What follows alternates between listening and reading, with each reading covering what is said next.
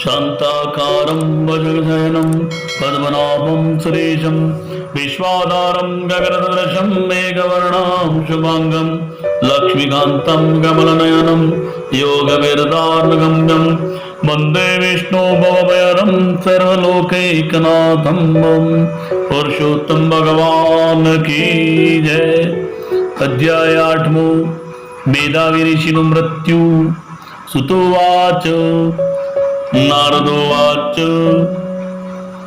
कृतवान् प्रश्नं पुनरवे तपोधनाः विष्णु श्रीकृष्ण संवादं श्रुत्वा सन्तुष्टमानस वैकुण्ठं गतवती रुक्मणीशेकी जातं तदनुवद प्रभो मे व्रतान्तं हरिसूतं कृष्णयोश्च सर्वेषां हितकरमादिपूंसो इति सम्प्रश्न संष्टो भगवान् वदरेपति उवाच पुनरेवाप्नु जगदानंदं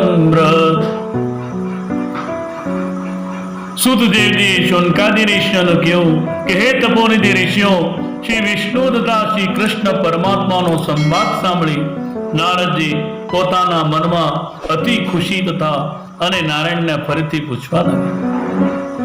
નારદે નારાયણને પૂછ્યું કે હે નારાયણ, રૂકમણીપતિ વિષ્ણુ ભગવાન ગોલોકમાંથી વૈકુંઠ પધાર્યા ત્યારે પછી શું થયું તે મને કહો। કારણ કે શ્રી વિષ્ણુ તથા આદિપુરુષ શ્રી કૃષ્ણ પરમાત્માનું સગળું વૃત્તાંત સર્વલોકને હિતકાર છે।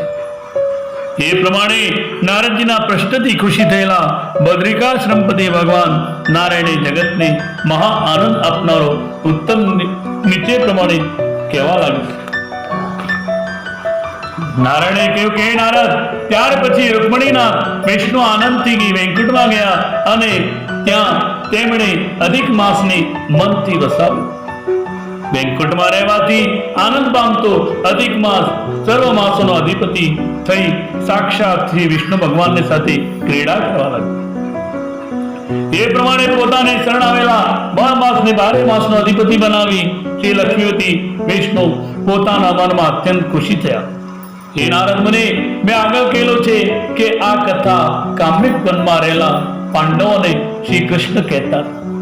તે અહીં સુધીની હકીકત સંભળાવી દ્રૌપદી સહિત યુધિષ્ઠિરના તરફ કૃપા દ્રષ્ટિ જોઈ કહેવા લાગ્યા। શ્રી કૃષ્ણ યુધિષ્ઠિરને કહ્યું કે હે રાજા શાર્દૂલ, હું જાણું છું કે તમે રાજપાટ છોડી આ પુણ્યકારક કામ્યક વનમાં આવ્યા। ત્યાં સુખી થવાને બદલે ઉલટા વધારે દુઃખી થાઓ છો। તેનું કારણ કે તમે આ પુરુષોત્તમ માસનો અનાદર કર્યો છે। પરંતુ સમજો કે પુરુષોત્તમ માસ વૃંદાવન કલાના શ્રી કૃષ્ણને અતિ પ્રિય છે। જંગલમાં રહેનારા તમે બધાએ તેને ભૂલી ગુમાવ્યો છે। જો કે તેમાં તમારો દોષ નથી, કારણ કે ભીષ્મ, દ્રોણ તથા કર્ણ જેવા મહાદુશ્મનોનો ભય તમારા મસ્તક પર ગાજે છે।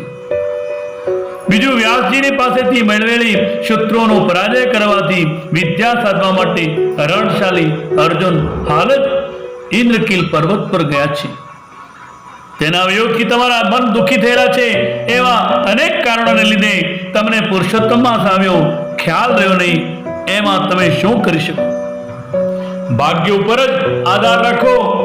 જે વખતે જે પુરુષોનો ભાગ્ય ચક્ર જે પ્રમાણે ચાલતું હોય તે પુરુષો તે પ્રમાણે વર્તવાનું સૂજે છે। કારણ કે ભાગ્યથી થનારો ફળ ભોગવ્યા વિના છૂટકો નથી। માણસો સુખ દુઃખ ભય તથા કલ્યાણ એ બધું જ ભાગ્ય પ્રમાણે જ ભોગવે છે। માટે હવે તમે સર્વદા ભાગ્ય પર આધાર રાખી શાંતિ બેસી રહો। હે મહારાજ, તમારા દુઃખના કારણ રૂપે બીજો પણ ઇતિહાસ છે, તે તમે મારા મુખથી સાંભળો। શ્રી કૃષ્ણએ યુધિષ્ઠિરને કહ્યું કે હે રાજા, આ પંચાલી પૂર્વ જન્મમાં એક મેધાવી નામની ઋષિની કન્યા હતી। સમય જતા તે જ્યારે 10 વર્ષની થઈ ત્યારે તેનું રૂપ અને લાવણ્ય અપ્સરાઓના કરતા પણ अधिक વધવા લાગ્યું। નેત્રતા મુખની શોભા કઈ और ખીલવા લાગી। એક જ પુત્ર હોવાથી પિતાને અત્યંત વહાલી હતી। તેથી તે ચતુર ગુણ સંપન્ન શીલવતી બનેલી હતી। ઋષિએ તેને પુત્રની માફક પાળી પોષી તેના મનથી સઘળી ઈચ્છાઓ પૂરી હતી. સાહિત્ય શાસ્ત્રમાં કુશળતા, નીતિશાસ્ત્રમાં પ્રવીણ કરી હતી. જન્મતા તેની માતા સ્વર્ગમાં સીધાવી હતી, તેથી તેને પિતાએ આનંદથી તેનું પાલન પોષણ કર્યું. એક દિવસે પોતાના પાડોશમાં રહેતી બહેનપણીએ પોતાના પુત્રને અનેક પ્રકારના લાભ લડાવતી જોઈ તેને પણ પુત્રાધિકની ઈચ્છા ઉત્પન્ન થઈ. તે જો કે તે વખતે બાળા હતી તો પણ સ્ત્રીનો સ્વભાવ પ્રમાણે મને પણ મારી બહેનપણીને જેવું સુખ ક્યારે મળે તથા ભાગ્યનિધિ એવો સુખ આપનારો પતિ ક્યારે મળે તથા સદગુણ સંપન્ન પુત્ર ક્યારે થાય, કયું વ્રત કરવા થકી, શું જાણવા થકી, કયા દેવની ઉપાસના કરવા થકી મને પણ ઉત્તમ સુખ મળે, એવા અનેક પ્રકારના તર્ક વિતર્ક કરવા લાગી. કોઈ મુનિને આરાધનું કે કયા તીર્થમાં જાય વસું, મારો ભાગ્ય આમ કેમ સૂઈ ગયો છે, મને કોઈ પણ ભરતા ચાહતો નથી. મારો બાપ પંડિત છે, ખેદ છે કે મારા ભાગ્યના વશથી તે પણ ત્યારે મૂડ મળી ગયેલા છે. કારણ કે મારો વિવાહ કાળ થઈ ગયો છતાં પણ કોઈ સરખા વરને હજી સુધી વરાવી નથી. તેથી અંગે અંગ તૂટવા લાગ્યા. તાવની ભયંકર જ્વાલાઓ શરીરમાંથી છૂટવા માંડી, શ્વાસોચ્છ્વાસ વધવા લાગ્યો અને માર્ગમાં ભયંકર મૂર્છા વડે ચાલતા ચાલતા પૃથ્વી પર અથડાતા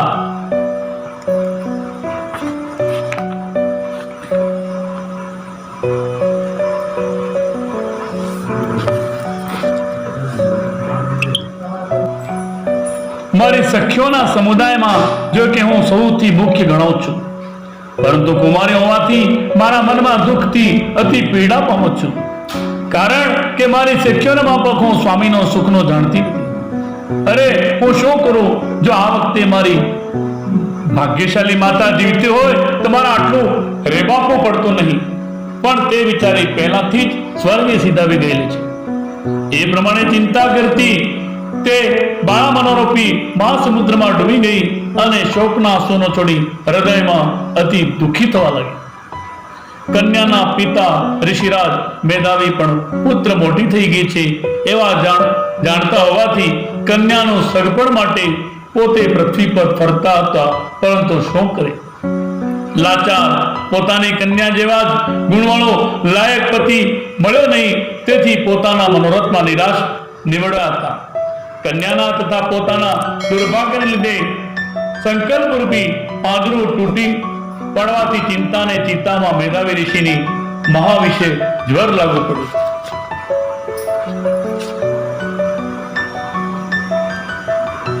તેથી અને અંગે અંગ તૂટવા લાગ્યા. તાવની ભયંકર જ્વાળો શરીરમાંથી છૂટવા માંડી, શ્વાસોશ્વાસ વધવા લાગ્યો અને માર્ગમાં મહાભયંકર મૂર્છા વડે ચાલતા ચાલતા પૃથ્વી પર અથડાતા મદિરા પીધેલાની માફક પડતા આખડતા મહાશ્રમ થતા ત્રાસથી જેમ તેમ કરીને પોતાને ઘેરે આવી પહોંચ્યા. પરંતુ આશ્રમમાં પહોંચતા જ તે બેભાન થઈ પૃથ્વી પર ઢળી પડ્યા.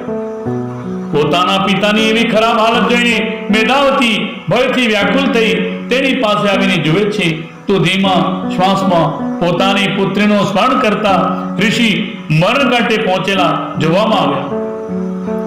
એ પ્રમાણે ભવિષ્યની પ્રબળ જાળ્યા ફસ્યાથી ઋષિના શરીરમાં એકદમ કંપા છૂટ્યો અને કન્યાદાન વખતે થનારા મહોત્સવની આશા તેમણે અંતરકણમાંથી છોડી દીધી. મહાત્માનું આ મુખ્ય લક્ષણ છે કે આવે પ્રસંગે સંસારની કોઈ પણ વાસનામાં લક્ષ ન લાગતા કેવલ ઈશ્વરના ધ્યાનમાં તલ્લીન બને છે. એ પ્રમાણે મેધાવી ઋષિએ પણ લાંબા કાળના ગ્રસ્તાશ્રમમાં કરેલા ધર્મના પરિશ્રમથી આ અનિત્ય સંસારની સર્વ વાસનાઓ તજી કેવલ શ્રી કૃષ્ણ પરમાત્માના જ પોતાનો મરણ કર્યો છે.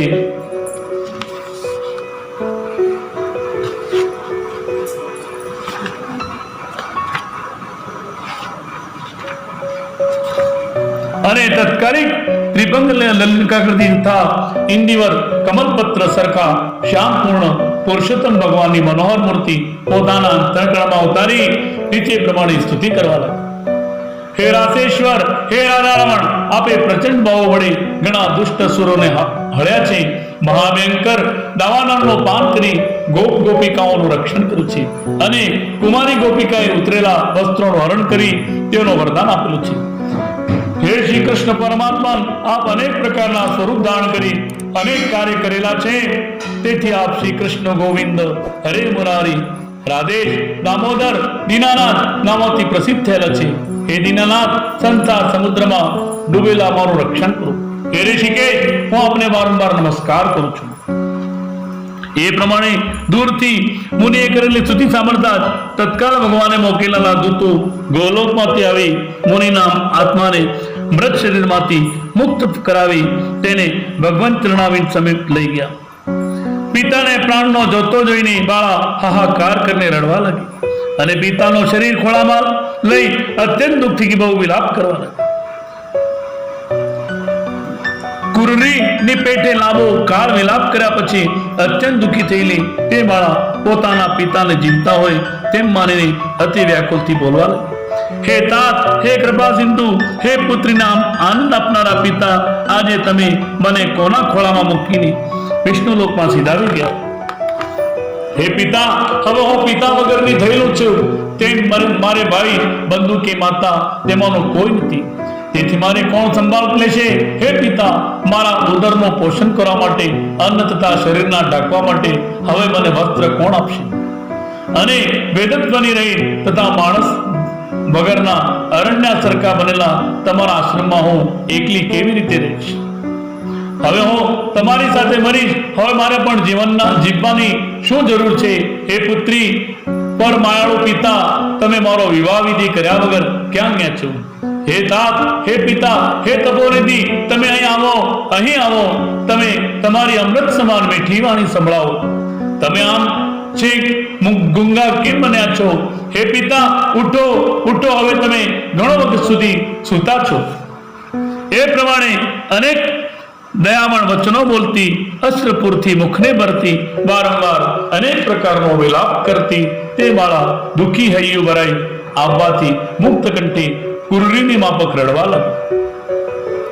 મેધાવી ઋષિની પુત્રીનો કઠણ હૃદયના માણસને પણ પીગળવાનો તેવો વિલાપ તથા કરુણાજનક રોદન સાંભળીને વનમાં વસનારા મુનિઓ કહેવા લાગ્યા, અરે આ તપોવનમાં આવો કરુણાજનક રોદન કોણ કરે છે? પછી ધીરે ધીરે મેધાવી ઋષિની પુત્રી મેધાવતીનો અવાજ છે એમ નિર્ણય કરી સર્વે તપસ્વીઓ ગાભરા બની હાહાકાર કરતા મેધાવી ઋષિના આશ્રમ તરફ એકદમ દોડી આવીને જોયે છે તો મરેલા મુનિની તેની પુત્રીના ખોળામાં જોયા. તેથી તે વખતે તે સર્વ વનવાસી મુનિઓ મોટા અવાજે રડવા લાગ્યા. તેની પુત્રીના ખોળામાંથી મુનિના શવને પાસે આવેલા સ્મશાન લઈ જઈ તેઓ તેને વિધિ પ્રમાણે અંત્યેષ્ટિ સંસ્કાર કરી ચિતા ગણકી મુનિના શવને અગ્નિદાહ દીધો. પછી મુનિના આશ્રમમાં આવી તે ઋષિ કન્યાને આશ્વાસન આપી સૌ મુનિ પોતપોતાના આશ્રમે ગયા. કન્યાએ પણ ધીરજ રાખી પોતાના પિતાને પાછળ શક્તિ પ્રમાણે ખર્ચ કર્યો. એ પ્રમાણે શાસ્ત્ર પ્રમાણે પોતાના પિતાને ઓર એક શ્રાદ્ધ વગેરે ક્રિયાઓ કર્યા પછી તે મેધાવતી તે શૂન્ય અરણ્યમાં નિવાસ કરવા લાગી. જેમ અગ્નિ વડે વળીને કેળ નિસ્તેજ થાય છે અથવા વાસળું મરી જવાની ગાય જેમ દુઃખી થાય છે તેમ પિતાના વિયોગથી થયેલા દુઃખ દાવણના ગાજેલી તે બાળા અત્યંત દુઃખી થઈ. ઇતિ શ્રી બ્રહ્મનારાયણ પુરાણ પુરુષોત્તમ મહાત્મા મેધાવી ઋષિનો મૃત્યુ નામનો અષ્ટમો અધ્યાય બોલો પુરુષોત્તમ ભગવાન કી જય. કૃષ્ણ કનૈયા લાલ કી